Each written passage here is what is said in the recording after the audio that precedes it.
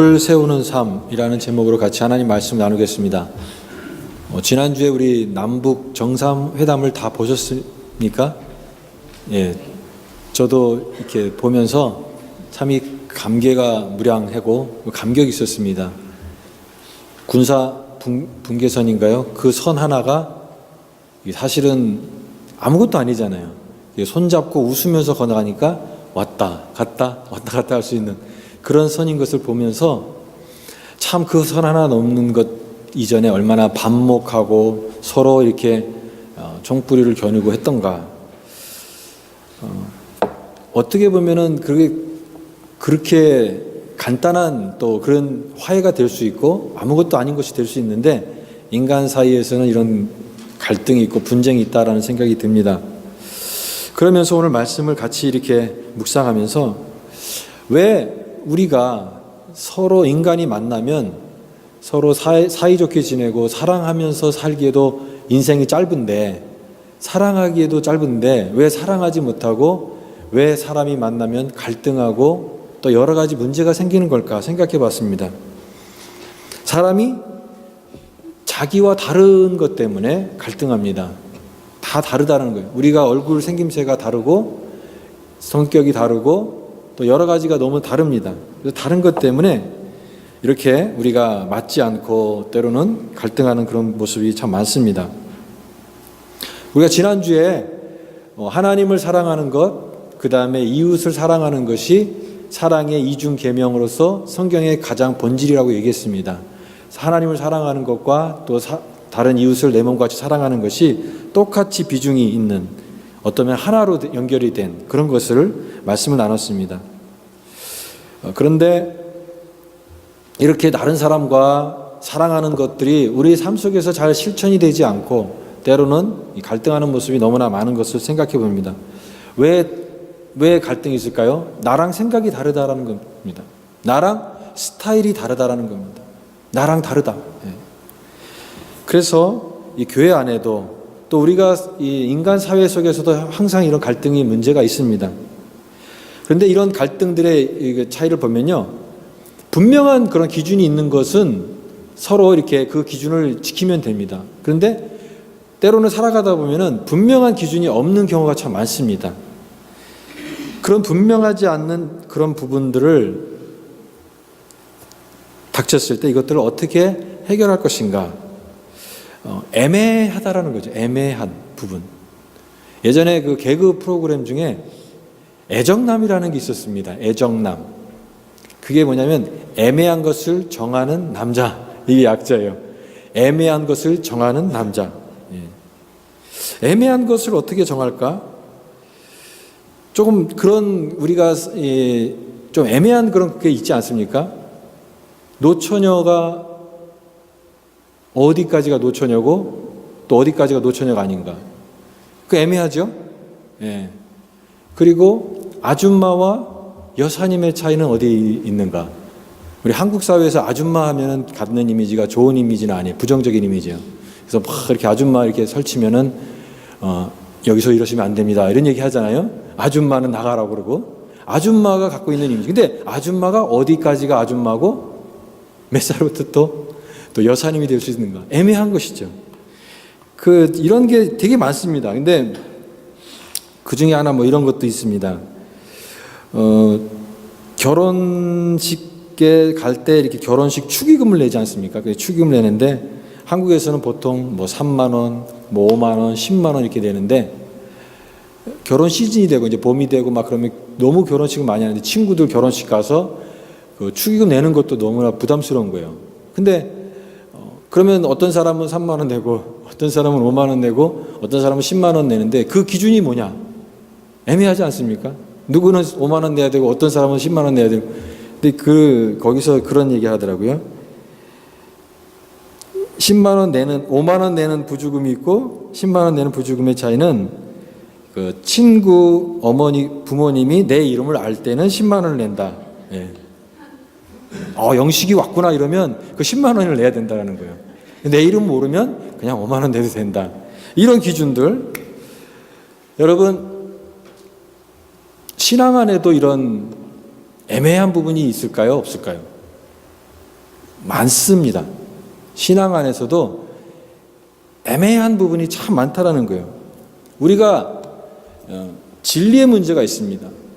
예수님에 관한 문제, 성경의 어떤 진리가 확고한 그런 뚜렷한 것들은 예를 들면 그것들은 양보할 수가 없는 것이죠. 이단의 가르침에 대해서 우리가 딱 거부를 할 수밖에 없는 그런 분명한 것이 선이 있습니다. 그런데 애매한 상황들, 이렇게 뭐라고 딱 선을 그을 수 없는 그런 상황들이 있을 때 이런 것들을 어떻게 잘 우리가 신앙 안에서 잘 소화할 것인가. 왜냐하면 여러분 이민교회 안에 이런 어떤 진리의 문제 가지고도 교회가 싸우고 갈라지기도 하지만 이런 애매한 부분들을 잘 성숙하게 이렇게 소화하지 못해서 때로는 시기하고 갈등하고 또 교회가 힘들어지는 그런 부분도 참 많기 때문에 그렇습니다. 그래서 오늘은 이 말씀을 통해서 하나님께서 주시는 그런 귀한 교훈들을 같이 나누면서 생각하기를 원합니다. 먼저 하나님께서 주시는 이 로마서를 통해서 주시는 말씀은 뭐냐면 이런 애매한 기준들을 가졌을 때 이것을 개인의 신앙 양심에 맡기고 함부로 비판하거나 판단하지 말라라는 것입니다. 13절 말씀을 같이 한번 읽어보겠습니다. 시작. 그런즉 우리가 다시는 서로 비판하지 말고 도리어 부딪힐 것이나 거칠 것을 형제 앞에 두지 아니하도록 주의하라. 서로 비판하지 말라. 함부로 판단하지 말라라고 말씀합니다. 함부로 판단해서는 안 된다라는 거예요. 오늘 말씀에 나타난 이 갈등의 배경은 이 로마 교회 안에 성도들이 있는데 특별히 이런 이방 제사 음식에 관한 그런 부분들이 갈등이 생겼습니다. 그 당시에는 이방 신전에서 이렇게 제사를 드린 음식들이 시장에서 유통됐던 거예요. 그런데 어떤 사람들은 그런 음식을 이제 거림직하게 생각해서 근데 어떤 게 신전에서 드려진 음식이고 이방 신교회에 드려진 음식이고 그 구분할 수가 없으니까 아예 그 고기를 안 먹겠다 해서 채식주의를 주장하는 사람이 있었습니다.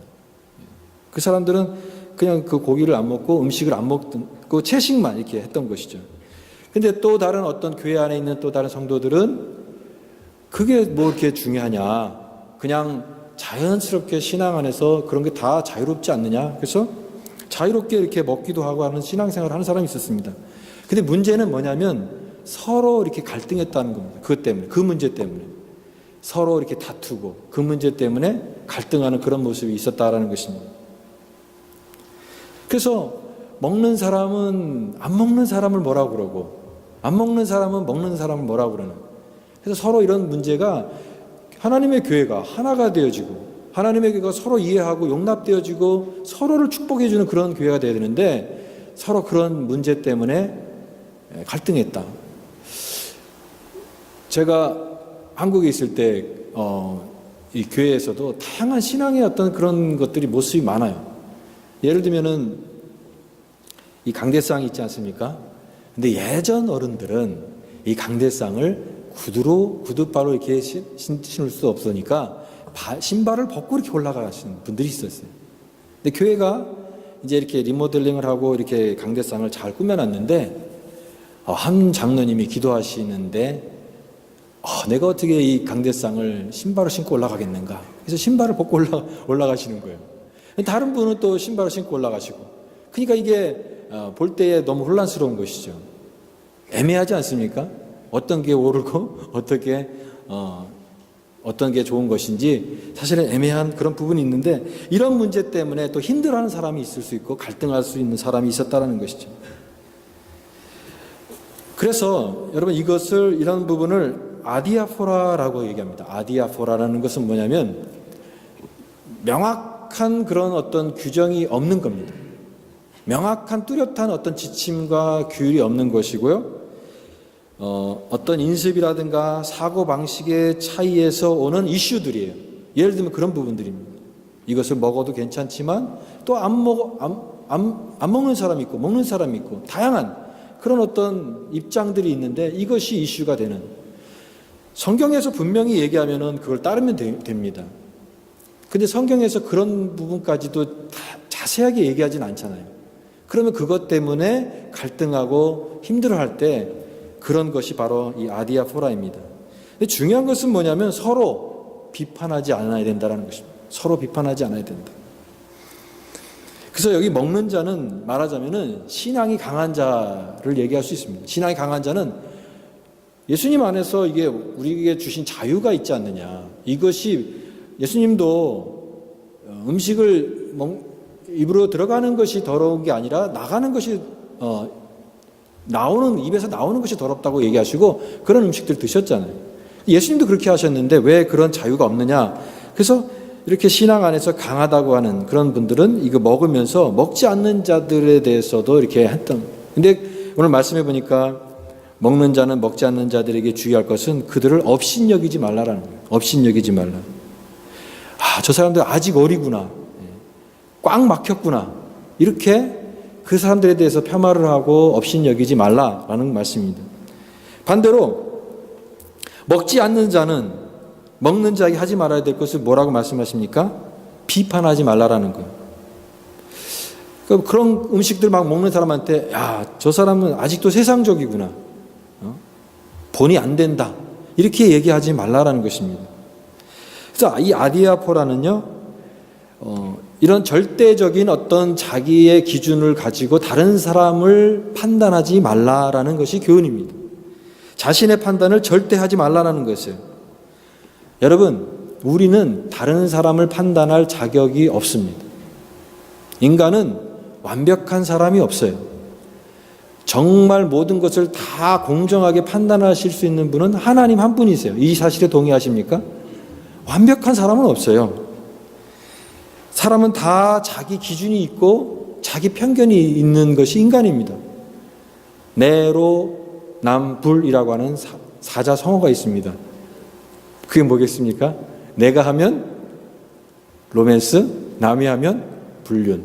그래서 내로 남불이라고 하는 그런 말을 만들었는데 다 자기가 좋다라는 거예요. 자기 기준이 옳다라는 거예요. 그리고 다른 사람들은 틀렸다라는 거예요. 자기 기준을 너무 강조하다 보니까 자기의 기준을 가지고 다른 사람들을 판단하고 올가매고 또 정죄를 하는 그런 것이 너무나 많다. 근데 이 자신의 판단을 절대 하지 말아야 된다는 것입니다. 그것이 정확한 그런 기준이 될 수 없다는 거예요. 하나님 한 분 외에는 그런 것들로 판단할 수 없다. 그래서 바울은 동기가 같다면 서로 다른 입장들을 용납하라. 용납하라. 이런 차이들을 잘 용납하라. 그것이 절대적인 것이 아니기 때문에 그것이 진리의 문제이건 예수님에 관한 어떤 성경에 관한 진리의 문제라고 한다면 우리가 타협하거나 용납할 수는 없지만 그것이 아니라고 한다면 이 아디아포라라고 하는 뜻은 뭐냐면 이것도 괜찮고 저것도 괜찮다 그런 뜻이에요. 그런 어떤 큰 입장 안에서 동기와 태도가 같다면 그런 것들을 크게 문제 삼지 않고 각자 개인의 신앙 양심에 따라서 그 자유롭게 할 수 있도록 그렇게 하는 것이 바로 이 정신이다라는 것입니다. 그래서 서로 다른 의견이 있을 때 우리가 생각해야 될 것은 뭐냐면 여러분 이 세상에는 이 보이는 그 법칙이 있지만 보이지 않는 법칙도 있습니다. 보이지 않는 법칙이 뭘까요? 바로 성경에서 큰 원리로 제시하는 이 원리를 잘 이해하고 이 원리에 따라서 신앙생활을 해야 된다는 것입니다. 그래서 항상 보다 중요한 원리를 생각하라. 이런 애매한 그런 어떤 상황들 속에서 가장 중요한 원리가 무엇일까를 생각하라는 것입니다. 제가 한국에서 교회에서 새벽 기도를 하는데 어떤 분이 기도하는 스타일이 다 다릅니다. 사람들이. 어떤 사람은 조용하게 기도하는 사람이 있고 저희 교회도 이렇게 조용하게 기도하는 그런 분들이 대부분이죠.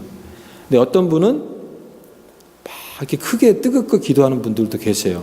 예. 그리고 어떤 분은 또박또박 기도하시는 분이 계세요. 그게 제가 이렇게 기도할 때 그분들이 제일 제 기도에 방해가 되더라고요. 또박또박 기도하니까 이게 기도할 때 다 들리잖아, 이게. 그래서 뭐 누가 이렇게 기도하는 것들을 안 들으려고 해도 이게 들립니다.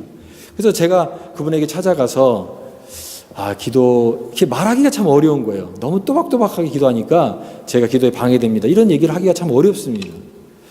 그러면 여러분 이 신앙 안에서 얼마나 다양한 스타일이 있습니까? 예배도 다양하고요.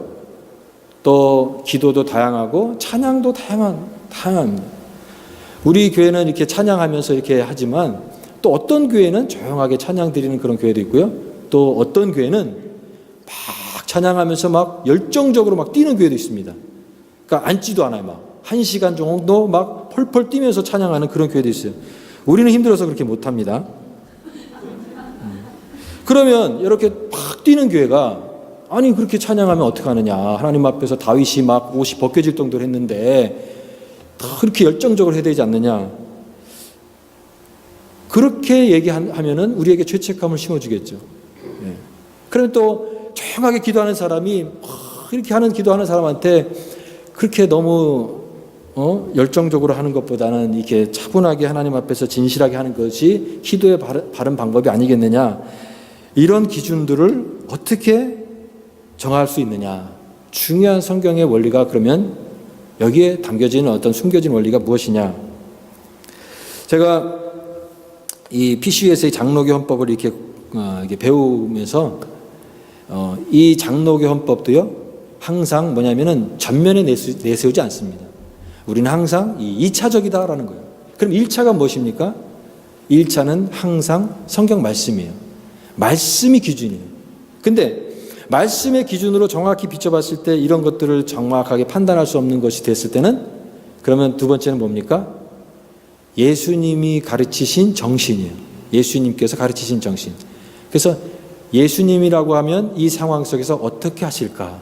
예수님이라고 하면 어떻게 생각하실까? 어떻게 말하실까? 이것들을 생각해 보는 것이죠. 그리고 성경으로 다 해석이 안 되는 이런 모든 가르침들의 속에서 우리가 추구할 것은 이 자유함입니다. 자유함. 법에 묶여 있지 않다라는 거예요. 너무나 이 법에 얽매여서 율법적으로 하는 것이 아니라 자유롭게 하지만 중요한 원리는 뭐냐면 질서와 균형을 가져야 된다. 그래서 거기서 쓰는 단어 중에 제일 마음에 들었던 게 뭐냐면 decency예요. 그게 뭐냐면은 품위 있게 하라는 거예요. 품위 있게.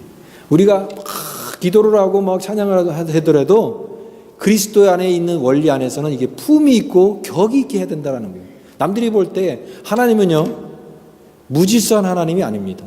내가 아무리 뜨겁고 신앙이 뭐 영적으로 충만하다 할지라도 이 세상의 질서를 어지럽히는 방식으로 하나님께서 역사하지 않습니다. 질서의 하나님 안에서 그리스도의 그런 어떤 품위를 드러내는 것으로 자유롭게 할 수 있다. 그것이 중요한 원리다라는 것입니다. 중요한 또 다른 원리는 오늘 말씀처럼 옳고 그름이 아니라 분쟁을 피하고 덕을 세우라. 덕을 세우다라는 것입니다. 이 덕은 건물을 세우는 것을 얘기합니다. 그러니까 빌드업 하는 거죠. 여러분 이렇게 우리가 모래사장에서 모래 놀이를 할 때 깃발을 딱 꽂고 한 사람씩 모래를 덜어내는 그런 놀이를 해보셨습니까? 그럴 때 한 사람이 덜어내면은 간들간들하고 이렇게 모래를 덜어낼 때 위태위태하죠. 모래를 덜어내는 사람이 있어요. 하나님의 공동체와 우리 사람의 공동체를 자꾸 힘들게 하는 사람들이 있어요. 그러나 여기 성경이 말하는 것은 무엇입니까? 덕을 세워야 된다라는 거예요. 보탬이 되고 더 든든히 하고 더 든든히 세우고 하나님의 교회를 세우고 영혼을 세우고 붙들어주고 단단하게 세워야지 덜어내는 일을 하는 것은 하나님의 뜻이 아니다라는 거예요. 덕을 세우라. 그 하나님 나라의 모습은 그래서 의와 평강과 희락이라. 하나님의 나라는 의와 평강과 희락이라. 세워가는 것이에요. 고린도 교회는 은사가 많은 교회였습니다. 그래서 방언이 있었고 예언이 있었고 신유가 있었고 여러 가지 은사가 너무나 많았어요. 그러니까 교회 대부분의 사람들이 막 방언을 하고 너무나 많은 은사들이 나타났던 거예요. 근데 고린도 교회가 아름다운 교회였습니까? 고린도 교회는 아름다운 교회가 아니었어요. 너무나 무질서한 chaos of 은사, 이런 어떤 은사들이 너무나 무질서하게 혼란스러웠던 거예요. 그래서 바울이 고린도 교회를 향해서 주시는 말씀이 뭐냐면 이 은사를 주신 목적은 개인의 유익을 위해서 주신 것이 아니라 가장 중요한 원리는 공동의 유익을 위해서 주셨다. For the common good. 하나님의 공동체가 전체가 다 유익하기 위해서 주신 그런 은사들을 내 개인의 자랑과 내 자신의 성취의 대상으로 내가 방언한다, 내가 뭐 이런 은사를 가졌다라고 하는 그런 자랑으로 자랑하지 않도록 그렇게 이 은사의 정의를 얘기하고 있습니다. 중요한 것은 뭐냐면 덕을 세우라는 것이죠. 덕을 세우고 하나가 되고 함께 하나님의 교회의 공동체를 덕스럽게, 은혜스럽게 함께 하나가 되어야 된다는 것입니다. 내가 있는 곳에서 평강과 화목을 전하는 사람이 되는 것입니다. 여러분은 어떤 사람입니까? 여러분이 가는 곳에 이렇게 모래를 덜어내는 사람입니까? 아니면 하나라도 더 보탬이 돼서 세워가는 그런 사람입니까? 여러분, 진정한 능력은 무엇입니까? 다른 사람들을 날카롭게 비판하고 판단하고 정확하게 집어내는 그런 사람이 능력 있는 사람이 아닙니다. 여러분, 진정한 능력은 사람을 세우는 게 진정한 능력인 줄 믿습니다. 사람을 살리는 게 중요한 것이고요. 그런 어떤 남을 강제로 제압하는 게 능력이 아니에요. 정말 한 사람의 영혼을 세울 수 있느냐, 그게 능력이다라는 거예요. 불씨를 꺼뜨리는 게 능력이 아닙니다. 작은 불씨를 활활활 타게 불씨를 살리는 사람이 능력인 거예요. 공동체 안에 기쁨을 보태는 사람, 하나님의 공동체 안에 이런 에너지를 보태는 사람, 긍정적인 생각을 보태는 사람, 그런 사람들이 함께 모여서 세워가는 것이 하나님의 아름다운 공동체가 되는 것이에요. 그래서 옳고 그름의 문제가 아니라 분쟁을 피하고 덕을 세우라, 그것이 가장 큰 원리다라고 말씀합니다. 중요한 원리는 한 영혼이 귀하다, 그것입니다. 한 영혼이 귀하다. 한 영혼이 얼마나 귀한가. 만약에 그런 문제 때문에 한 영혼이 실족하게 된다면 그거보다도 더 큰 손해가 있겠느냐. 성경에서도 그런 얘기를 많이 하죠. 만약에 너희 소자를 실족시키면 차라리 어떻게 하라고 했습니까? 연자 맷돌을 메고 깊은 바다에 빠지는 게 더 낫다. 예전에 어떤 중학교 학생이 그 당시에 유행하는 추리닝을 입고 와가지고 교회에 왔습니다. 근데 선생님인지 목사님인지 야단을 쳤던 거예요. 너 왜 교회 올 때 추리닝 입고 오면 어떡하냐. 그래서 하도 야단을 쳐가지고 걔가 실족을 하고 이제 교회에 대한 상처를 가지고 이제 교회를 그때부터 안 다녔다라는 그런 얘기를 했는데, 그 사람이 누구냐면은 박광수라고 하는 사람입니다. 만화가로 유명한 광수 생각으로 이렇게 알려진 그런 사람인데, 자기 어떤 그런 내용 중에서 그 어린 시절에 그런 교회에 대한 상처를 얘기하는 거예요. 여러분 한번 생각해 보십시오. 한 사람이 만약에 그런 것들 때문에 어떤 그런 기준 때문에 실족했다고 한다면 한 영혼을 잃어버리는 것 아니겠습니까? 한 영혼을 잃어버려서는 안 된다라는 거예요. 한 영혼, 왜냐하면 15절 말씀을 보십시오. 15절 말씀. 그 한 영혼이 만약에 내 형제가 근심하게 되면 이는 내가 사랑으로 행하지 아니하는 것이라. 근데 그 한 형제는 어떤 사람이라고요? 그리스도께서 대신하여 죽으신, 예수님이 그를 위해서 대신하여 죽으신 그 형제라는 거예요. 그 한 영혼이 얼마나 소중한데 그 영혼을 잃어버리면 모든 걸 다 잃어버린다는 것입니다. 제가 한국에서 있을 때 사역할 때는 큰 교회, 그러니까 중형교회였어요. 500명, 700명, 800명 중형교회였죠. 근데 미국에 와서 이민교회를 섬길 때는 이민교회가 작잖아요. 많이 이렇게 모이는 교회도 있지만 대부분의 이민교회는 작은 교회예요. 근데 하나님께서 저에게 주신 마음이 뭐냐면 한 영혼이 정말 소중하다. 한 영혼이. 여러분 1000명 모인 교회나 10명 모인 교회나 한 영혼은 똑같이 소중한 줄 믿습니다. 왜냐하면 하나님의 영혼이기 때문에 그 한 영혼이 얼마나 소중한가. 만약에 그 한 영혼이 잃어버리면 네가 아무리 옳고 바른 어떤 것들을 얘기한다 할지라도 그런 원리는 하나님 원하시는 원리가 아니다. 한 영혼에 대한 그런 마음. 여러분 우리 교회는 한 영혼을 품을 수 있는 교회가 될 수 있기를 바랍니다. 그게 가장 소중한 원리다라는 거예요. 한 영혼을 품을 수 있는 그 마음. 예. 그래서 오늘 말씀의 결론을 맺겠습니다. 우리의 태도와 동기가 동일하다면 우리는 서로 용납하시면서 모든 사람들과 함께 화합하는 그런 덕을 세우는 우리 교회가 될 수 있기를 바랍니다. 용납해야 되는 거예요. 받아줘야 되고 그런 차이들을 인정가지고 함께 하나가 되어야 되는 거예요. 저는 예수 믿는 사람들이 신앙생활을 오래 하면 오래 할수록 더 넓은 사람이 되어야 된다고 생각합니다. 근데 신앙생활을 오래 하면 오래 할수록 좁은 사람이 되는 사람이 있어요. 다른 사람들 잘 받아들이지 못하고 정말 이렇게 마음이 굳어지는 그런 사람이 되어서는 안 된다는 생각이 듭니다.